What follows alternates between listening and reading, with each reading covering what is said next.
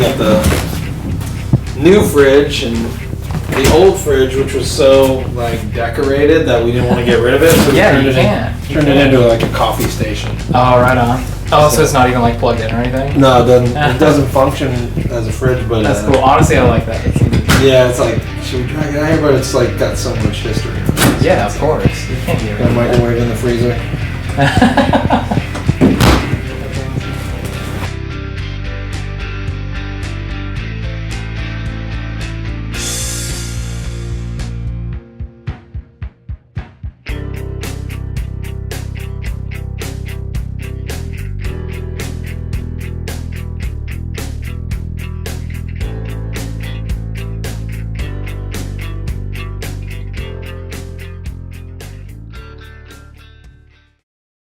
What's up, everybody? Welcome to the first video on my channel, the Encore, where I tour different concert venues in the area.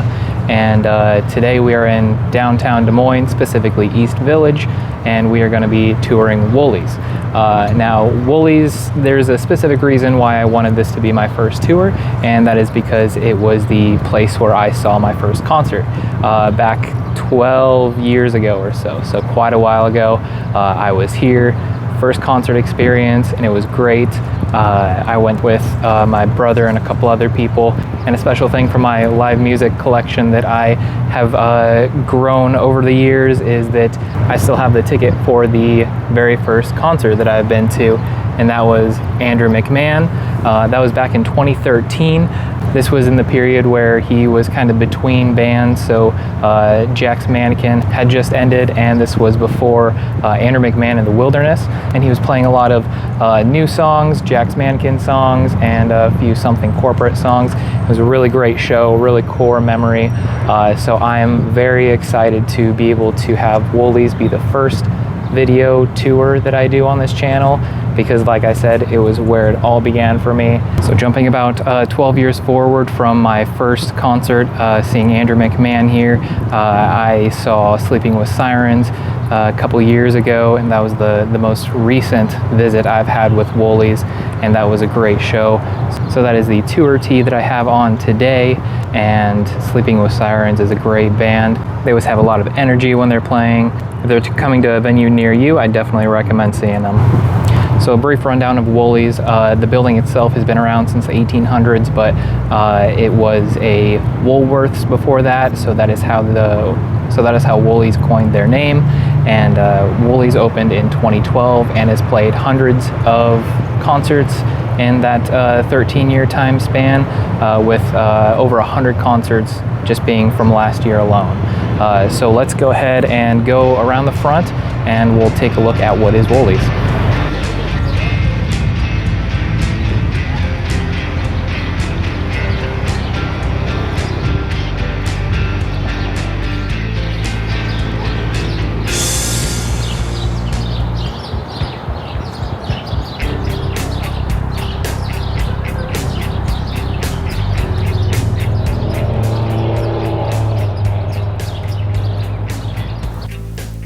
So as we walk up to the front of Woolies, we're gonna see what was the storefront, the display storefront from when it was Woolworths.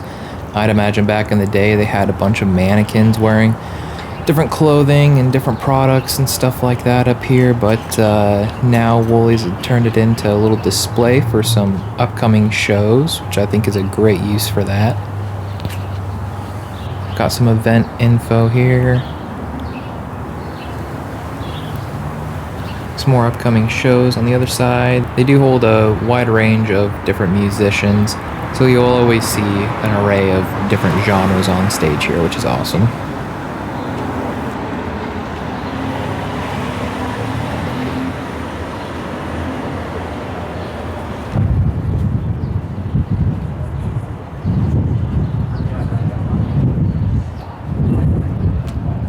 Let's go ahead and go inside. So taking a look over at the left side, looks like we have an exit over here.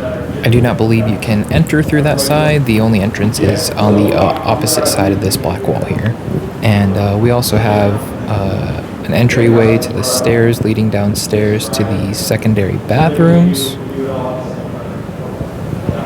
This is typically where security's going to check you, and they'll check your tickets, give you wristbands, all that good stuff.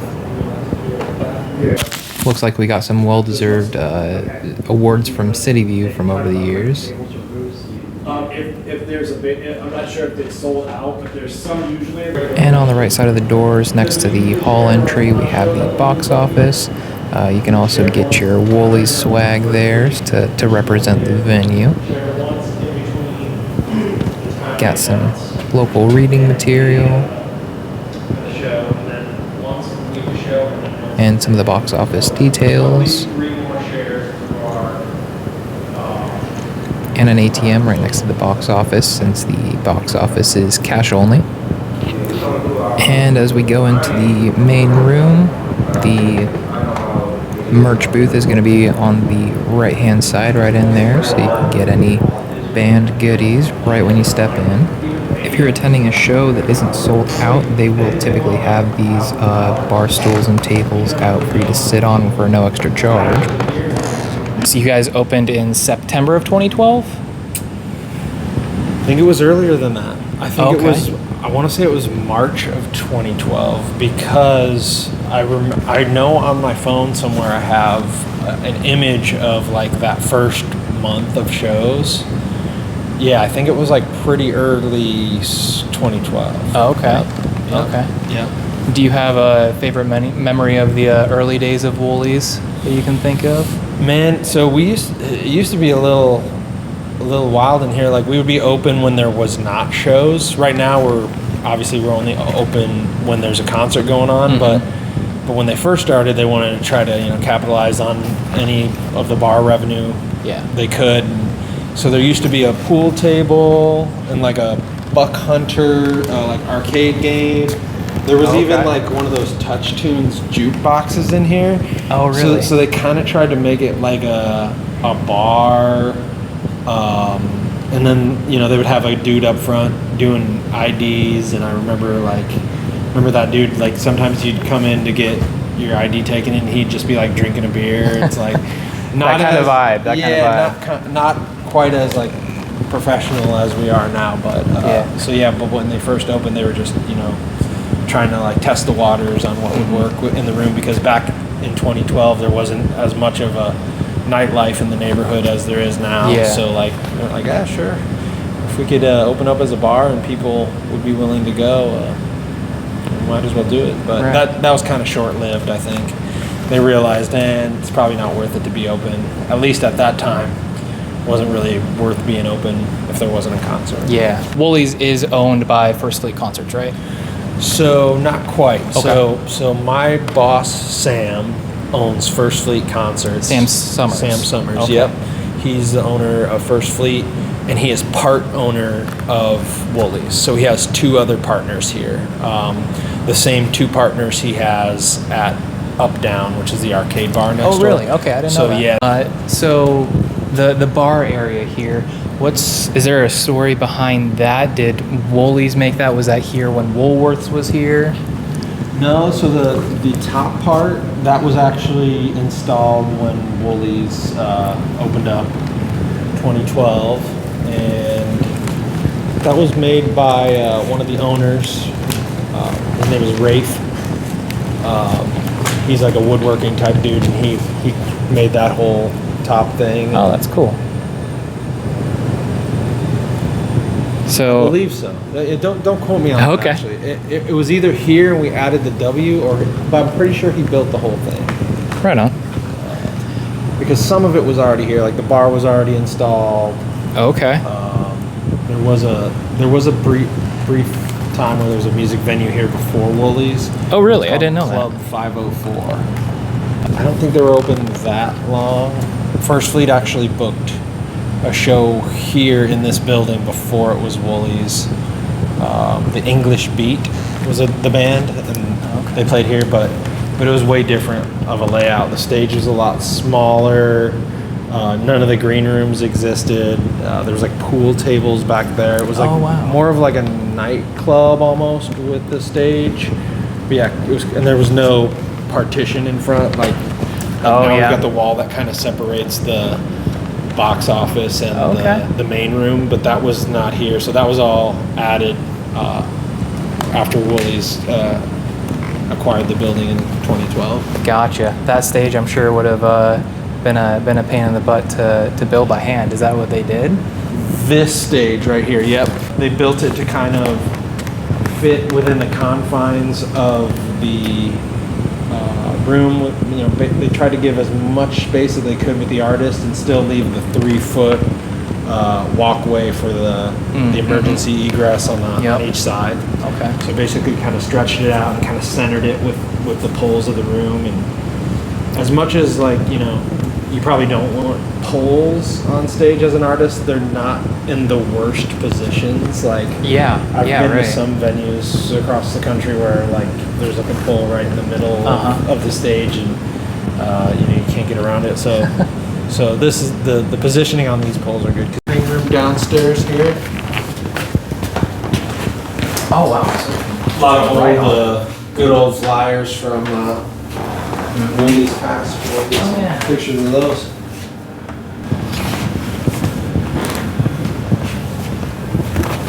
We've got a washer dryer for the artists. I know they get a little sweaty. Appreciate that. Yeah. Because a lot of them are on tour for so long that they'll pop in and be like, "Oh, you guys got a washer and dryer." They got a shower too, right on. Yeah, it's not too dirty. I would shower in there. A lot of bands, when they advance, they're like, "Would you shower in your shower?" Like, to kind of be it's like a test. Like, is it dirty? And, like, I would shower in the shower. Not that bad.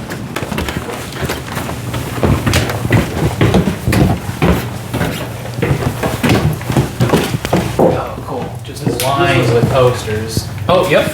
I was at that one too. Oh, yep. There you go. That was a good one. Yup. Yeah, these are the big ones. From the window outside, we have those big, we call them the beer posters because the beer company will print them for us, with their logo on it. But most of, like, the best shows get spoken for. Yeah. Employees will take them, or we'll give them to people who come to the show. But we found some good ones. Yeah. Machine has a good one. Airborne Toxic event. I can't remember if it was that tour I went to, but I saw them like late summer, early fall, in Omaha. So that was cool. At the Admiral. Okay, yeah, we booked that actually. Yep. Yeah, this used to be a storage closet. We were like, man, it'd be nice to have a third green room, so we turned it into a green room.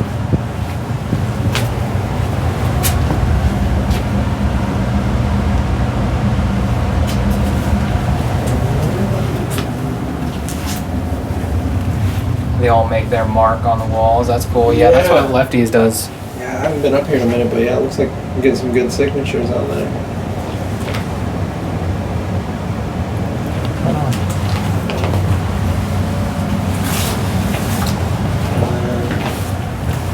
Big green room that's about the same size as the one downstairs. Here.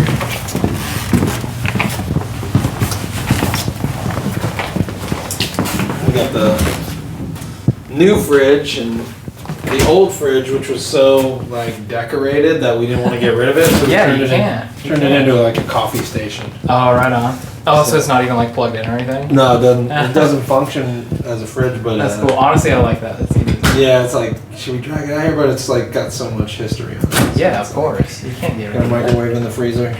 That's awesome. Yeah, there's stickers all on the side too. So I asked Eric this at Lefties, and I was curious to know, I don't know if this is your area of expertise, but have you ever gotten like a backstage writer that you're like, I can't do that? Or is there one that just stands out to you, or is it just mostly like, I want beer, I want chips, stuff like that? There's a good one here. We did Riff Raff here, hip hop artist Riff Raff. He wanted a bunch of blow up toys, like inflatable. The blow up dolls? No, not blow up dolls, but inflatable like beach toys, I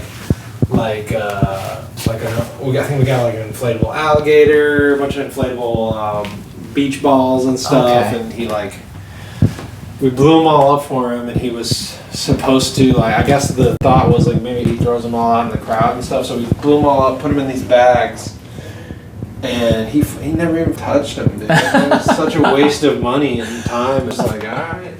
I saw some other shows on that, some video from other shows of him on that tour, and he was like Did he use those? using them and throwing them around. So I was like, man, why didn't he use the beach balls? I remember I was like on the side of the stage, like pointing at them, like, hey, dude, use your beach balls. Here to see it look like all the power amps and stuff. Oh yeah, back here for the PA and stuff. Yeah, just for nostalgia reasons, I was like, I kind of just want to stand on the stage, just because like I said earlier, like I've been here 2-3 dozen times, and I don't know, my favorite musicians have like stood right here, so it's really cool to just get a feel.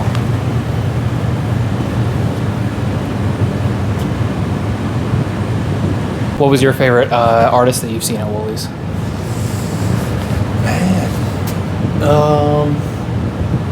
Cannibal Corpse is like one of my all-time favorite bands. They've played here a couple times. That was really cool.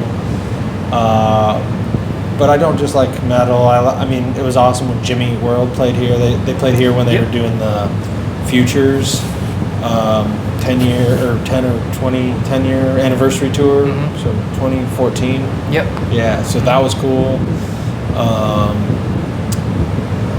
Zach Sabbath played here, which is Zach Wilde from Black Label Society and Pantera now.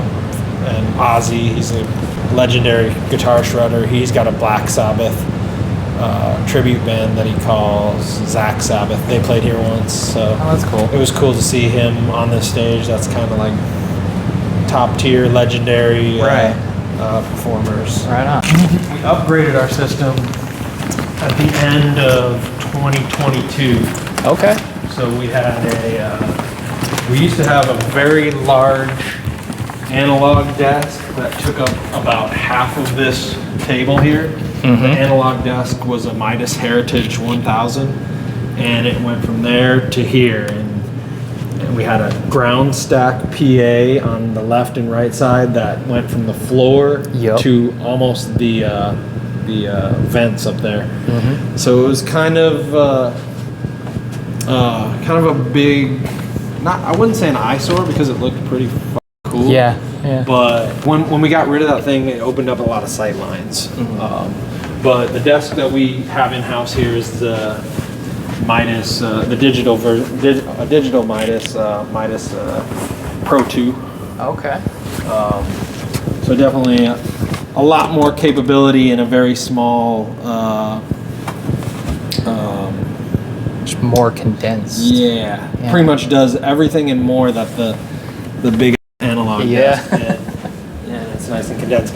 So you get a lot of bands that bring in their own consoles, and we used to have to set them up in front of this, and it would take up a lot of floor space. So now the good thing about condensing up here is you can, you can fit a couple guest desks up here. Yeah. In addition to the lighting desk. When you were talking about the tower speakers on each side of the stage, it reminds me of I attended a Robert DeLong. He's kind of like electronic, basically, and I got a spot like right in front of the speaker, and I had forgotten my earbuds that day. So that was. Yeah, that was a little bit of ringing the next day or so, but they definitely do the trick. I don't usually ring. My ears don't usually ring after concerts anymore, which is probably a bad thing. Yeah, which is probably really bad because I was never good about ear protection. Yeah, I've been wearing ear protection probably past at least 5 years. You're smart. You're smarter than I, because I still don't, and I should. And so.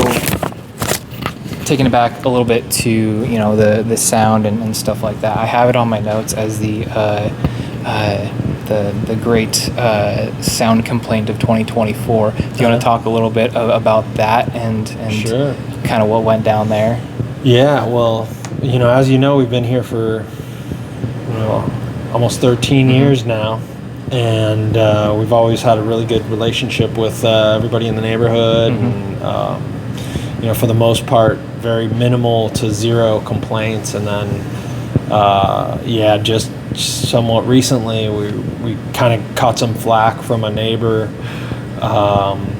about the sound, and the problem really wasn't necessarily the neighbor. The problem was he was trying to cite a city ordinance, and that was the problem. The city ordinance was way it was basically telling us that we had to operate at a dB limit that wasn't really possible for a music venue, let alone any business in the neighborhood. I think it was something like 65 dB was the law, but that, for anybody who knows, that's probably just about the sound, the same volume of us talking right here, or maybe a bus driving by, or and you can't.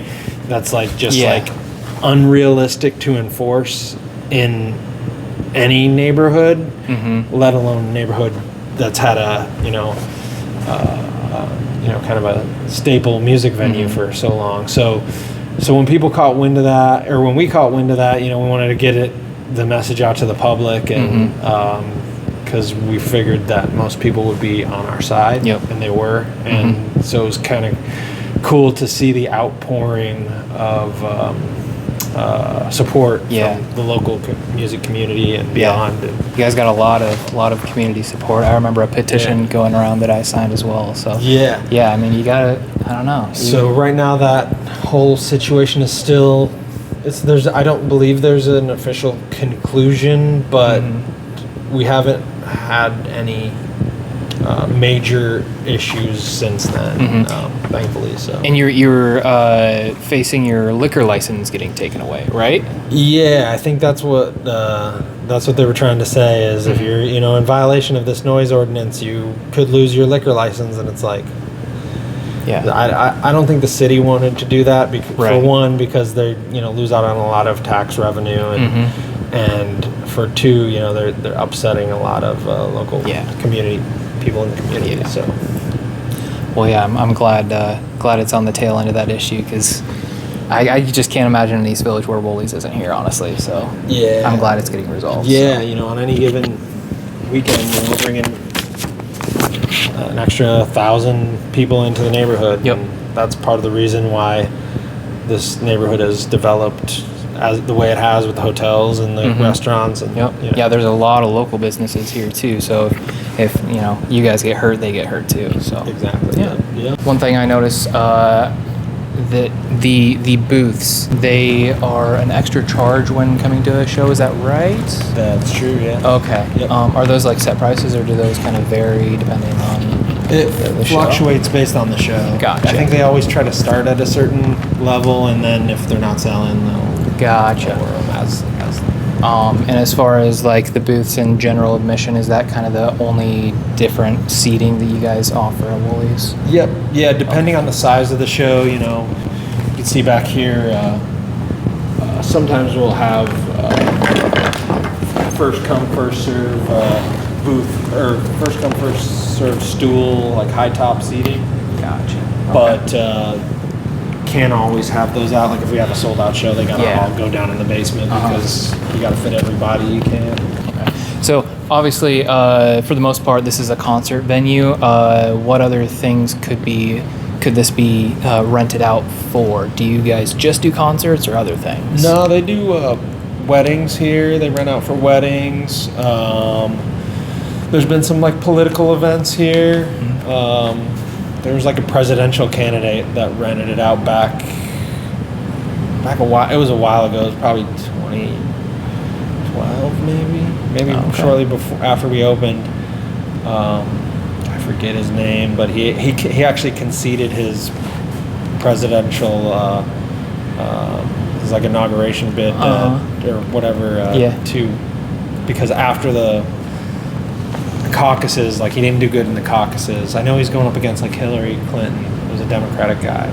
And he did his like concession speech here. Oh dang. Well, being a block away from the Capitol building, I'm sure you do get some of that political draw to this place too. Yeah. Comedians, we get some comedians too. Mm-hmm. Political things, comedians. I saw weddings. The only time I was here when there were chairs on the ground was Kevin Smith did a live podcast. Yeah, that was fun. He's cool. He's a cool guy. He was cool. I ran a couple shows for him and got to meet him and get a picture with him and stuff. He took a picture with our whole staff, like all the Woolies bartenders and all cool.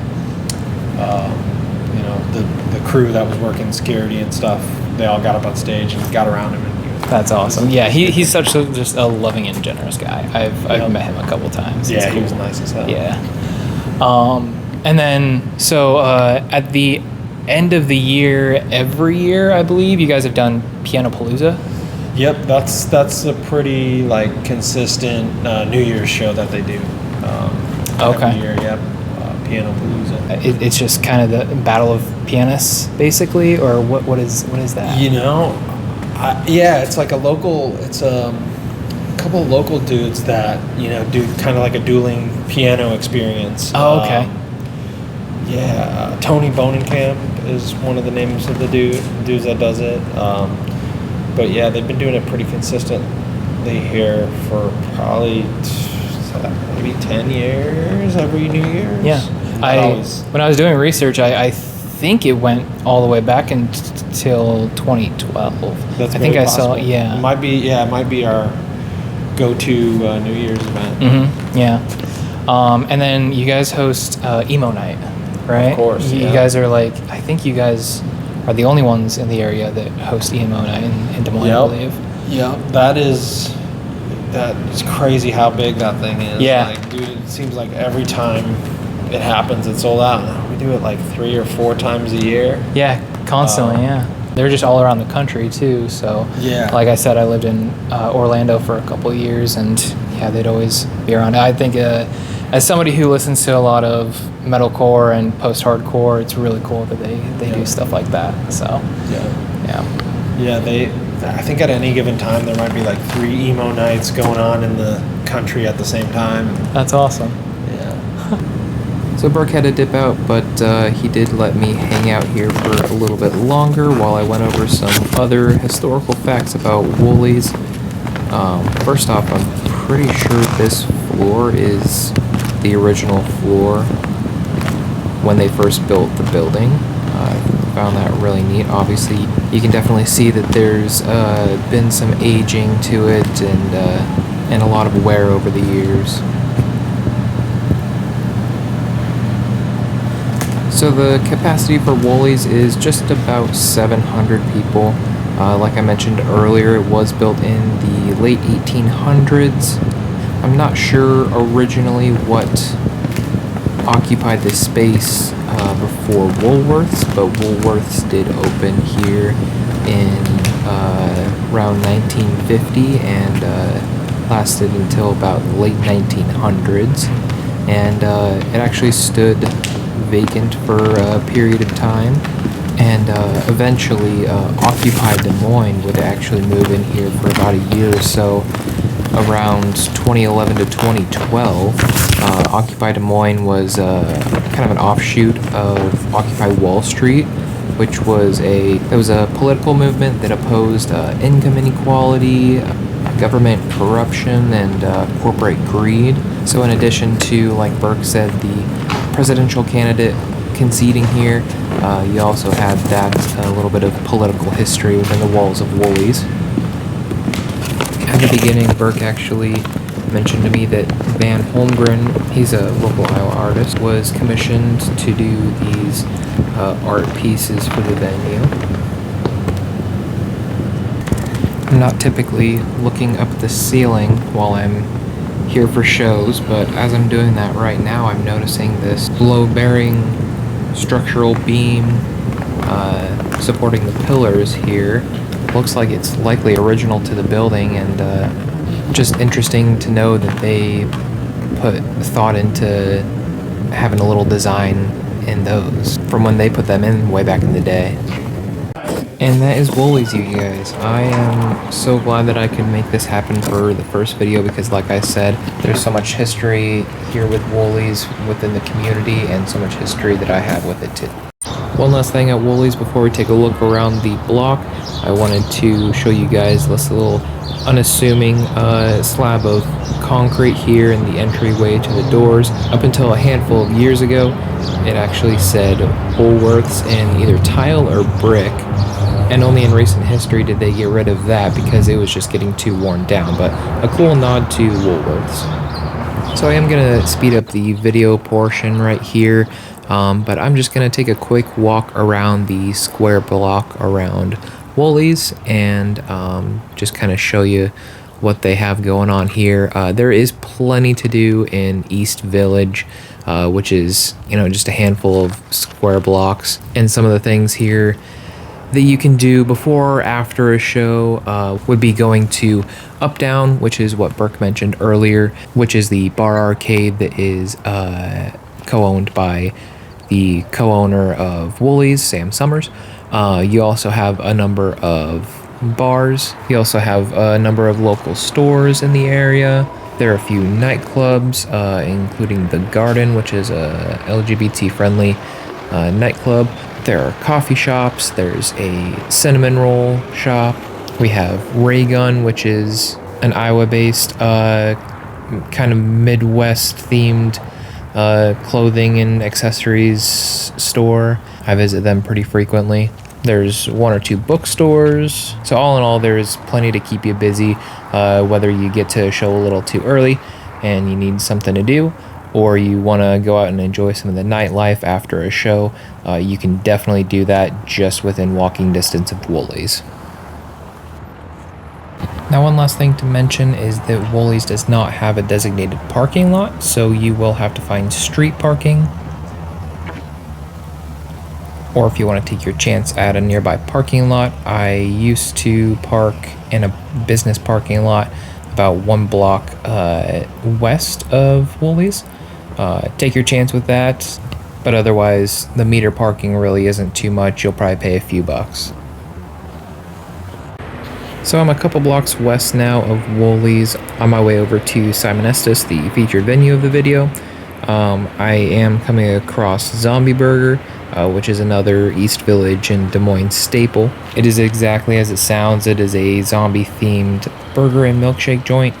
I've been eating here since I was probably 13, and it's always a fun restaurant to go to if you're a fan of horror or if you have kids who like that stuff. I definitely recommend popping in for some dinner before a show. I personally am always a fan of having the Negan burger or the Undead Phlegm. Like I said, always a good spot to go to for some food before or after a show, as they are open a little later. So as I'm coming up on Simon Estes Amphitheater, this is our featured venue. So this segment is just going to be me kind of just briefly touching on nearby venues of the venue that I'm touring. Today we're doing Simon Estes Amphitheater, about 4 blocks west of Woolies. So if you've noticed, everything in this video today has been within walking distance, but arriving at Simon Estes Amphitheater, just a quick few tidbits about it. It was built in 1997, and it was named after the bass baritone opera singer Simon Estes, who is from Iowa, specifically Centerville, so kind of down in southern Iowa. And just like Woolies, it hosts concerts, weddings, speeches, stuff like that. And of course, one of the draws to this venue here is that it is right on the river. We have beautiful views of downtown in the background. Now this amphitheater seats about 1,200 or so. Of course I say seats, but you know, it's mostly come bring your lawn chairs or blankets to sit on or something like that. They don't really have seats.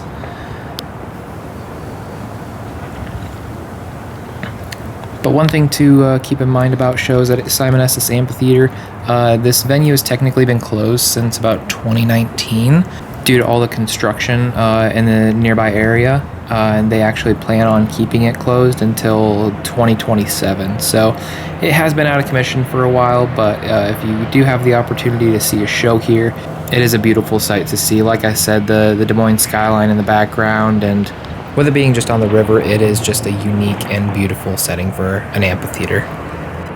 Simon Estes is also the host venue for the summer music series Nightfall on the River.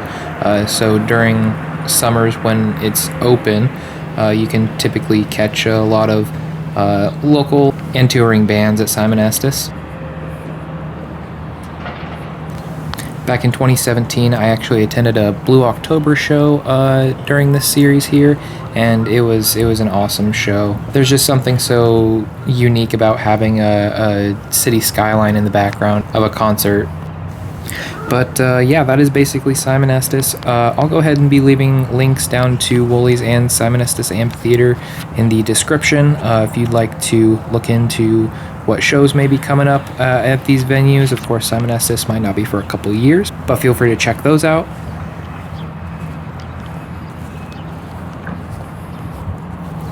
And now for our last segment, let's go ahead and move on to some of the hotels that I found in the area if you plan on staying in town for a show. And for our first hotel, we do not have to walk far because it is this hotel right here. It is the Embassy Suites, and from what I'm seeing online as of mid-April, you are able to find a one king bedroom for about $263. And if you're traveling with more than a couple people and need a couple different beds, there are rooms that offer 2 doubles, and that's going to run you right now closer to about $274. Now, a couple things to note when staying here. If you are driving, the parking fee if you want to park on property is $25 a day. They also offer a complimentary shuttle to and from the airport if you're coming from the airport. And they are also pet friendly. And one last thing on Google here that I'm seeing is that it is rated 4.1 stars out of 5 from a little over 2,000 Google reviews. I did only end up covering one hotel in this video, but if you want a few more options, make sure to check out the next video coming out. Those hotels are also in downtown Des Moines, so they would be fitting for a visit to Woolies as well. And as I'm walking around passing by these, it does remind me that although downtown Des Moines and East Village are very walkable, you can always find these bikes or electric scooters for rent throughout the area as well if you don't want to walk everywhere. And there you have it, guys. That is Woolies and Simon Estes Amphitheater. I want to thank Burke and Woolies for being able to allow me to film inside and behind the scenes a little bit. And if you attended Woolies or Simon Estes Amphitheater, go ahead and leave a comment down below. Let me know what your experience was, what you thought of the venues. And with this being the first video of the channel and the venue where I had my first concert, comment down below. Let me know what your guys' first concert was, where it was. And with all that being said, I hope you guys enjoyed the tour. Make sure to subscribe to the channel to keep up to date with the tours that I do. They will come out every other Monday. Doors at 5 for that. And I will see you there on the Encore.